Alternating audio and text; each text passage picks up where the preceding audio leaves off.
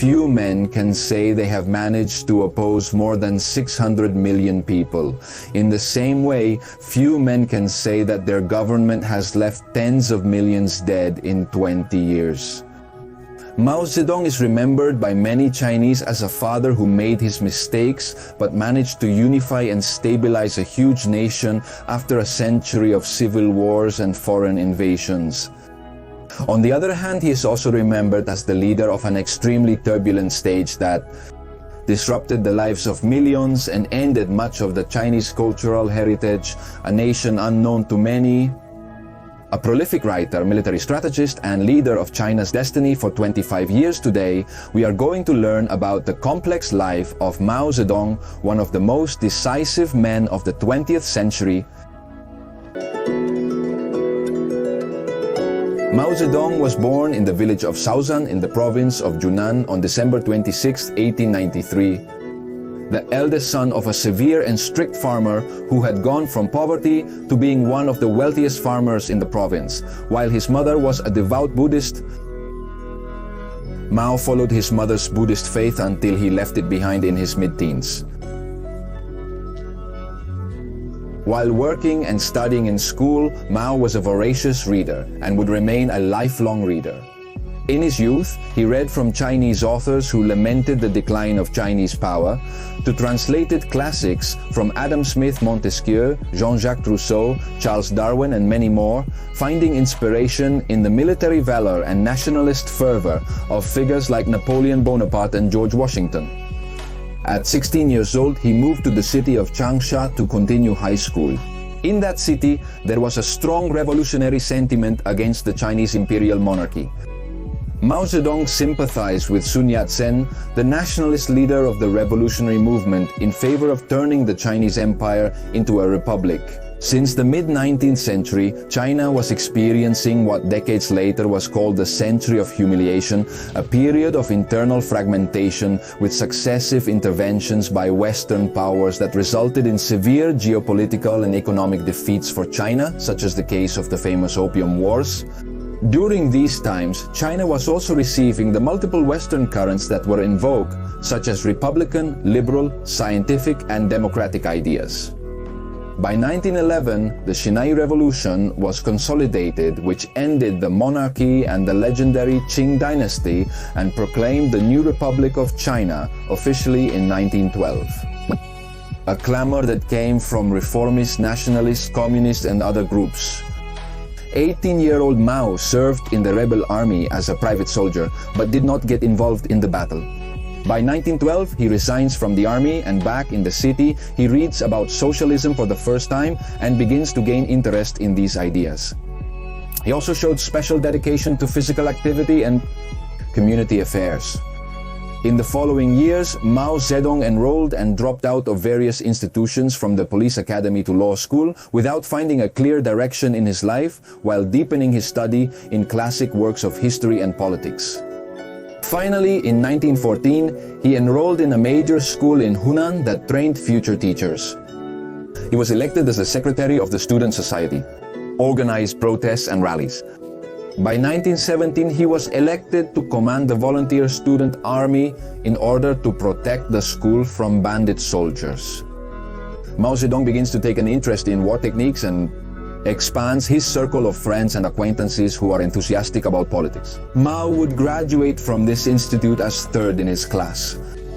But by 1917, Mao moves to Beijing, where his mentor gets him a job as an assistant to the librarian of Peking University named Li Dazhao, one of the future founding fathers of the Chinese Communist Party. Mao would join Li Dazhao's study group and would very quickly adopt Marxist and even anarchist ideas. There in Beijing, he lived under quite precarious material conditions, and several of his peers mocked or looked down on his markedly rural Hunan accent and his peasant background. Mao departs Beijing to teach history at a school in Changsha, Hunan. He organized protests and strikes against the governor of the Hunan province and founds a magazine where he writes in a colloquial and persuasive language about political matters. Actively involved in political organization, he also engages with manual workers, unionizing them and promoting night schools for them. Pursued by the governor of the province, Mao flees again to Beijing. There he realizes that his articles had gained quite a lot of notoriety in the revolutionary movement and begins to seek support to overthrow the governor of Hunan province. In Shanghai, he meets an old professor and a general who were members of the Nationalist Party of China, also known as the Kuomintang, founded with the establishment of the Republic of China in 1912. This general was also planning a coup against the governor of Hunan, and Mao decides to support him by organizing the students. So in 1920, with Mao's help, the general takes the city of Changsha, causing the governor to flee. In the new administration, Mao was appointed as the director of an important school and his income increased significantly. There he marries Yang Kailu that same year.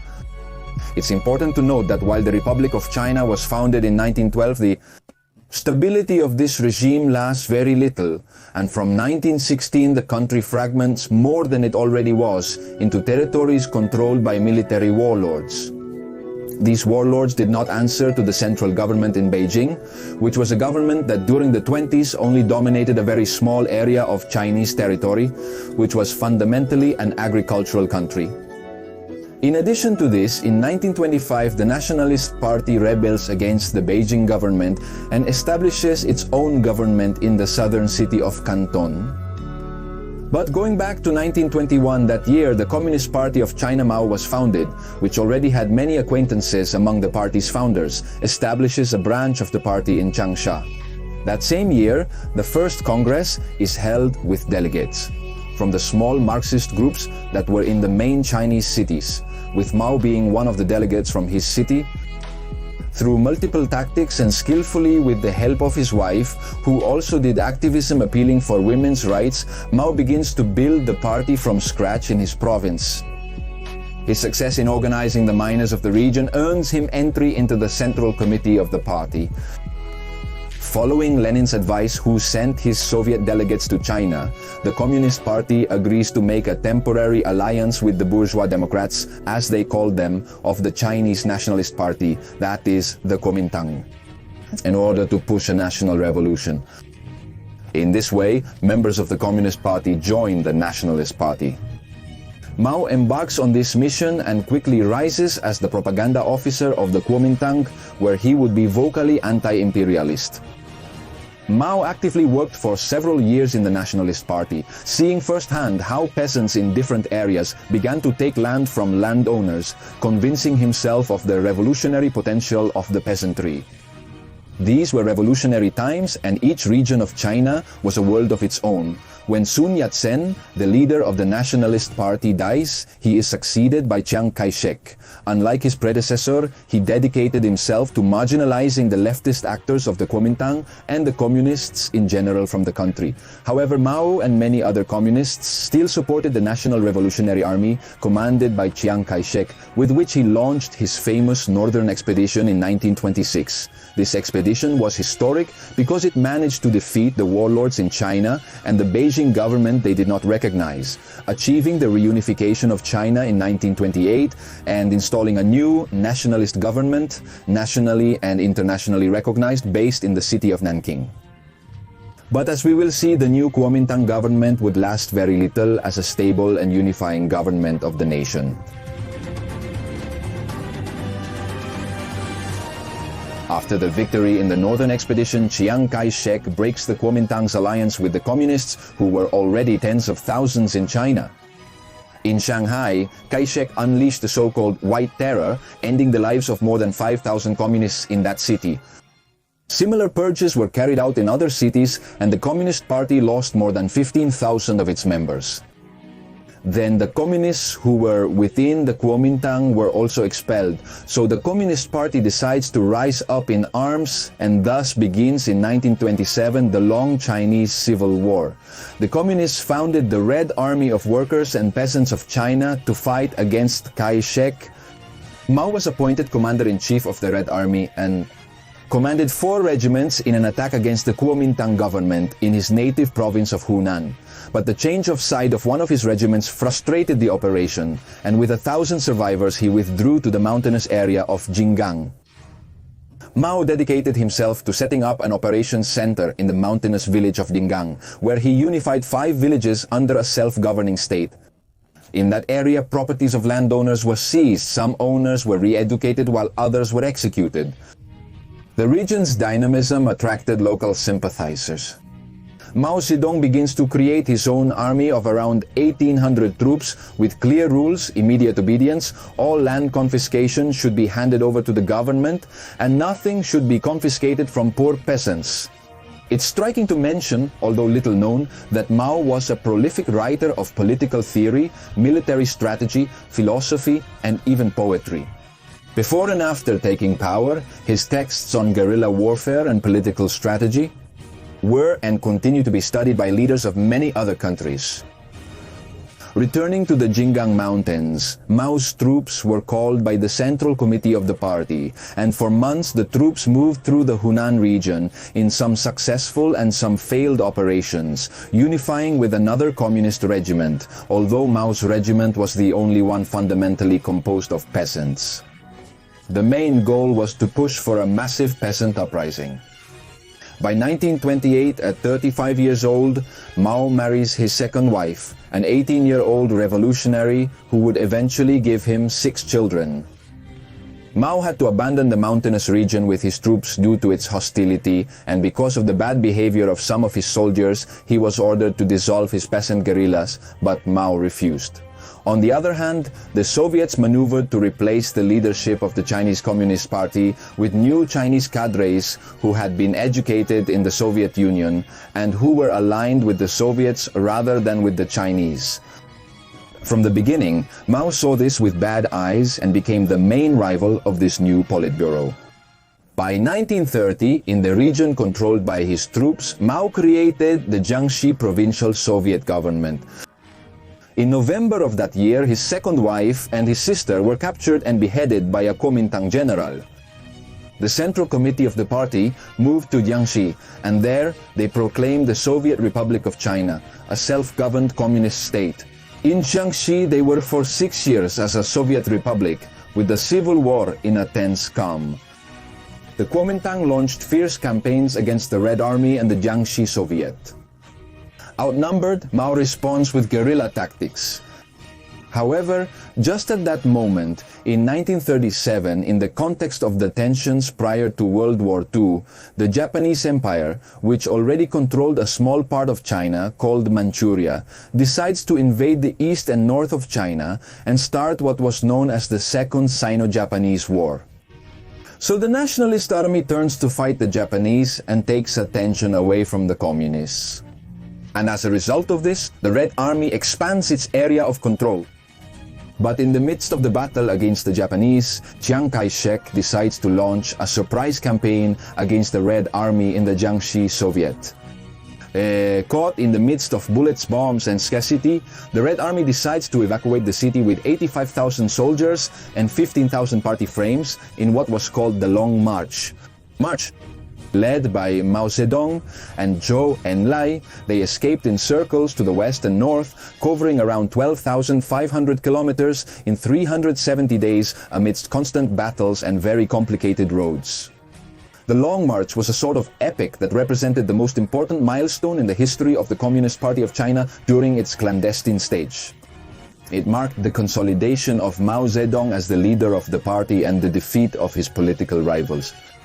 At a conference during the march, Mao was elected as chairman of the Politburo and as the de facto leader of the Red Army and the party, also having the endorsement of Joseph Stalin. Only a tenth of those who set out on the Long March reached their final destination, settling in northern China in Shaanxi. Mao decides that they should prioritize the fight against the Japanese, as this would help win the trust of the Chinese people.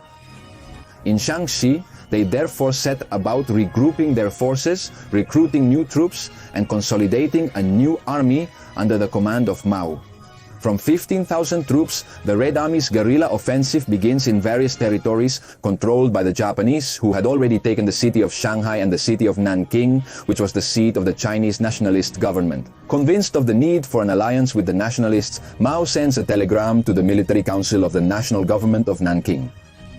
Chiang Kai-shek initially rejects the proposal, but is then forced to accept it. In 1937, an alliance is formed with concessions from both sides to fight the Japanese. Meanwhile, the Imperial Japanese Army commits the so-called Nanking Massacre, after taking the city, ending the lives of tens of thousands of Chinese civilians. These events led many Chinese to join the army, increasing the Red Army from 50,000 to 500,000 soldiers. The Red Army launched a successful campaign, simultaneously attacking the Japanese in 5 provinces. Meanwhile, Mao continues to write political texts, philosophy, and war tactics for his troops to consume. The war between Japan and China lasted 8 years and was one of the deadliest on the Asian continent, with around 20 million casualties. After years of hard fighting, the Japanese invasion finally ended with Japan's surrender in the context of World War II. But this marked the resumption of the Civil War in China, now with greater involvement from the United States on one side and the Soviet Union on the other. But the reality of the nationalist government was that it had been greatly worn down by the Japanese invasion, as it was the one that contributed the most human and material resources to combat it, while the Red Army rather used the situation to strengthen itself. In December of 1949, the Red forces of the now called People's Liberation Army end up taking the cities of Chongqing and Chengdu, causing the flight of Chiang Kai-shek and his nationalist troops to the island of Taiwan, founding there the so-called Republic of China, a separate state from mainland China that survives to this day and is popularly known simply as Taiwan. The communists finally took power in mainland China. With Mao at the helm, this would mean the end of civil wars in China, the stabilization and the longed-for unification after a century of civil wars and foreign invasions, and the beginning of a new turbulent stage for the Asian country.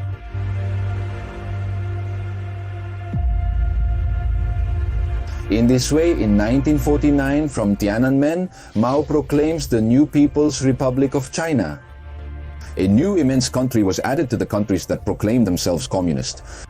More than a third of the world's population now lived under governments of this kind. Mao's communist ideology was heavily influenced by Lenin and also had its particular Chinese features, starting with the large peasant mass that the country had and the absence of a proletariat with what Marxists would call class consciousness. Within the party, there was a debate between the more orthodox communists and those who believed it was necessary to modernize the country in the Western style before transitioning to socialism. Mao was a supporter of orthodoxy. One of his first actions was to travel to Moscow.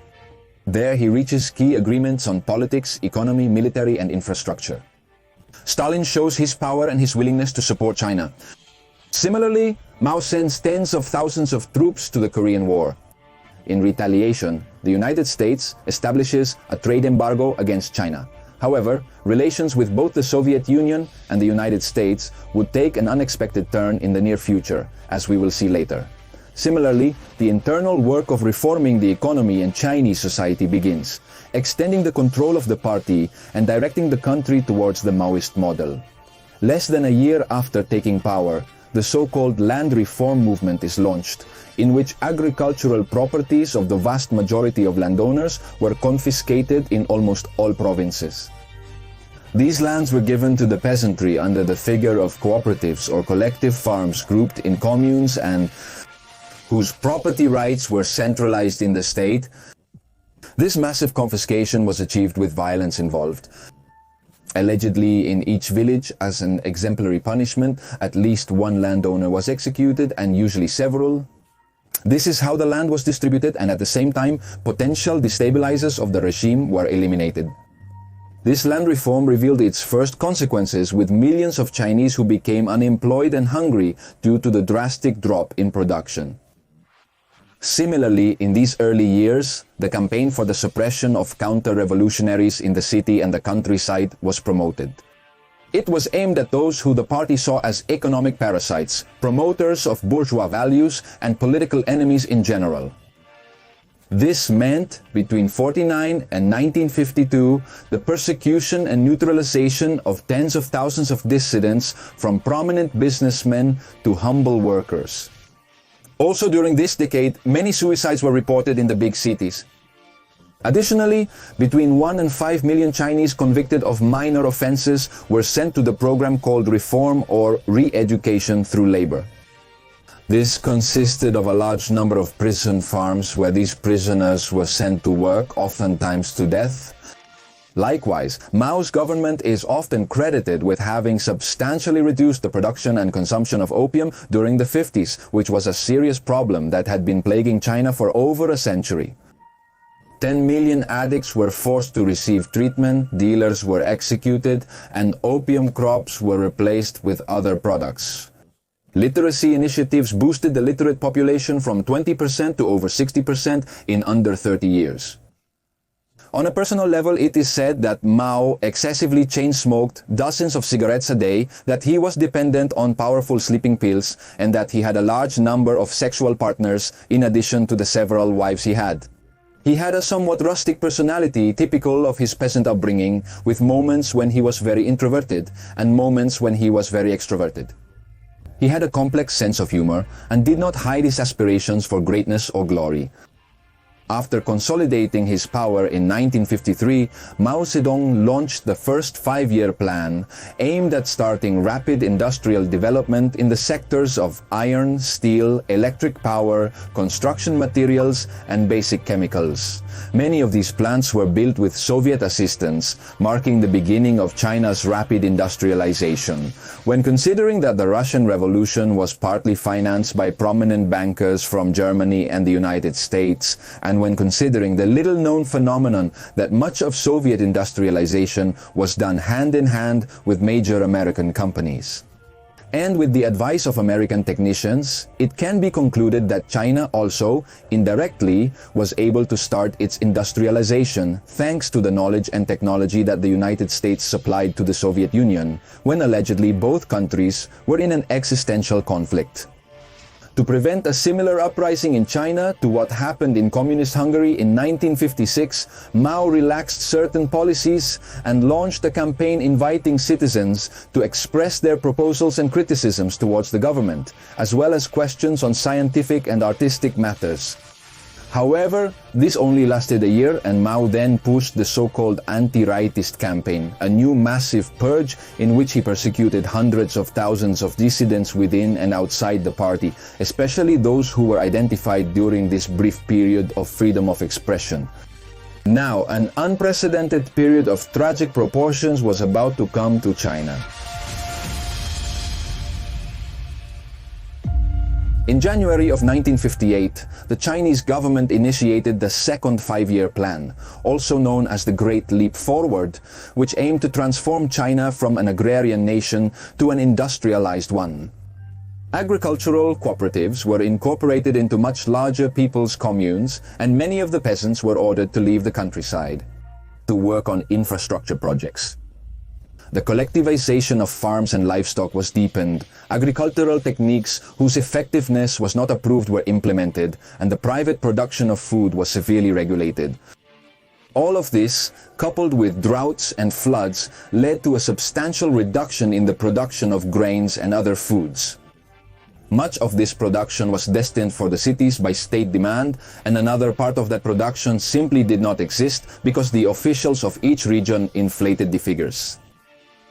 This thus developed what has gone down in history as the Great Chinese Famine, perhaps the most severe famine that the country has experienced in the 20th century, with an estimated death toll of between 10 and 40 million between 1959 and 1962.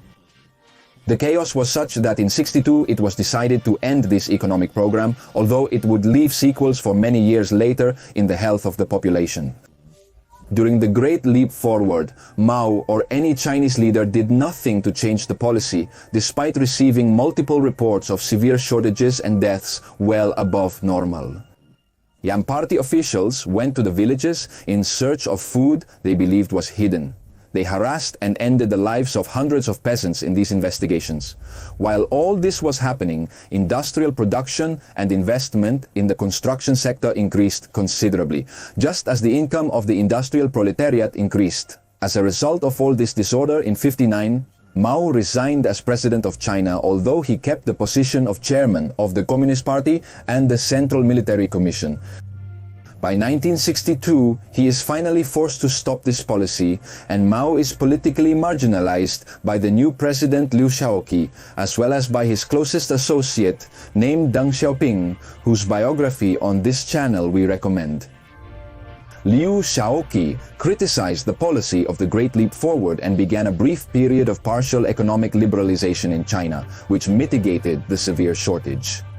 But Mao would not stand idly by, and together with the Minister of Defense, he would plan his thunderous return to the forefront. At the same time, Russia had already spent years in the process of de-Stalinization, political and economic liberalization, and improving relations with the United States. Due to multiple geopolitical factors, in 1962, China breaks relations with the Soviet Union. The bipolar Cold War became a tripolar one. Mao Zedong accused Russia of being revisionists, and he portrayed himself as the true communist. The Soviet Union withdraws its technical experts and economic assistance to China. So during the 60s, China was internationally isolated, facing both the Soviet bloc and the Western bloc. There would be particularly tense moments with Russia during these years. On Mao's recommendation during Liu Shaoqi's rule, an ambitious plan called the Third Front also began to be developed, which aimed to strengthen China against possible invasions from the United States or the Soviet Union, especially in the interior of the country. The plan led to projects in infrastructure, telecommunications, iron production, and military defense. After 4 years of Liu Shaoqi and Deng Xiaoping's rule, with Mao on the periphery of power, the great Chinese communist leader launched in 1966 the plan he had been outlining, the famous Proletarian Cultural Revolution.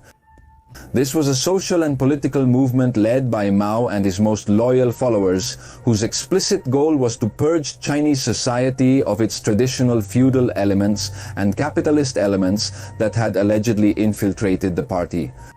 After denouncing the so-called revisionism of Chinese sectors, Mao's followers, especially the younger ones, formed paramilitary groups throughout the country called the Red Guards and revolutionary committees that took power in different parts of the nation and replaced traditional power structures.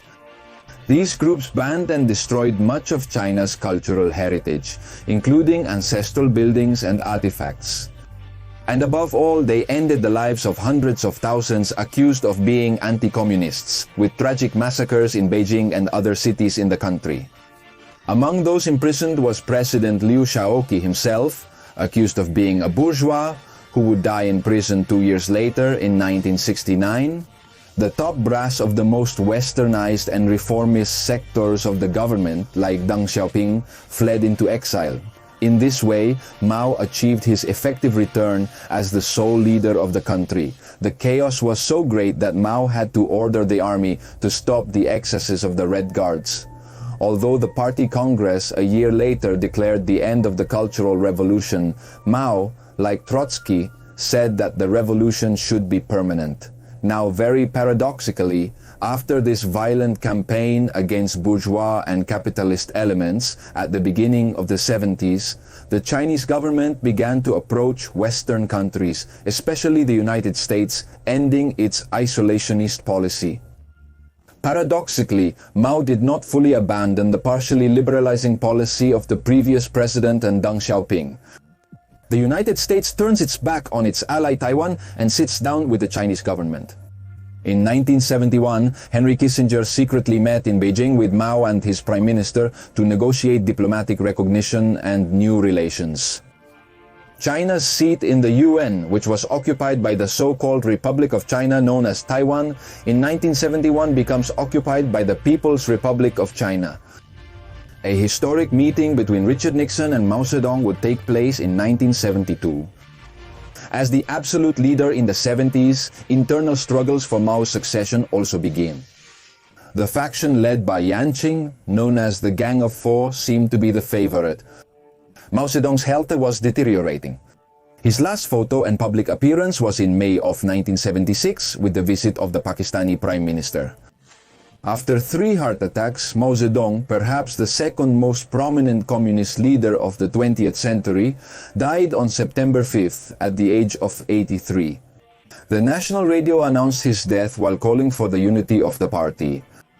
Mao's embalmed body along with the party flag was displayed in the Great Hall of the People. 1 million Chinese passed by the place to say goodbye. Mao's portrait at the funeral had a message that said, "Continue the cause left by President Mao and maintain the cause of the proletarian revolution to the end." But the reality of what would come would be somewhat different. After his death, Maoist sectors like the Gang of Four were progressively displaced from the party, and Deng Xiaoping's wing prevailed, initiating an unparalleled process of economic opening in the country, of westernization and abandonment of many socialist-style policies which would transform Chinese society to this day, although the political structure remained intact and the party continues to be the supreme power of the country. Thus ended the life of one of the most influential men of the 20th century. In China, his image remains that of a father of the nation who, despite his mistakes, laid the foundations of what is now the Chinese power, while the West remembers him as a harsh despot who brought much pain to the people he transformed. His life was anything but calm as an activist, revolutionary, military strategist, writer, and president of a country that is almost a continent. His story is the embodiment of a deeper story, that of an Asian nation that today remains an exotic, misunderstood object for many of us who do not live in it. Reynaldo Carrillo spoke to you. This is the New Encyclopedia. I hope you enjoyed this video. We greatly appreciate your support by liking the video, leaving your comments, sharing it with your acquaintances, and following us on our Instagram account called The New Encyclopedia. Until next time, and may God bless you.